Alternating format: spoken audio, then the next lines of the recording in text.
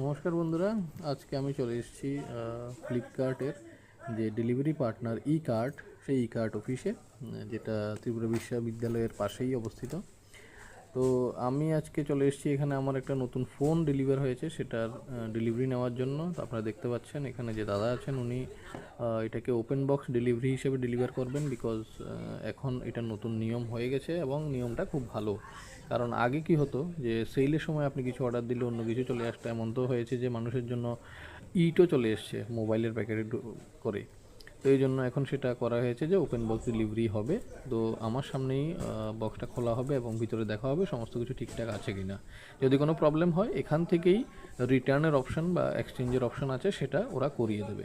তো সেটার জন্য কাস্টমারকে কোনো কিছু প্রবলেম ফেস করতে হয় না। তো এটা খুবই দারুণ একটা প্রসেস এবং আমি এটাকে ফুল অন সাপোর্ট করি যে ওপেন বক্স ডেলিভারি হওয়া দরকার। তো আপনারা দেখতে পাচ্ছেন ফোনটা খুবই সুন্দর, আইকো নিউ 10R ফোনের মডেল।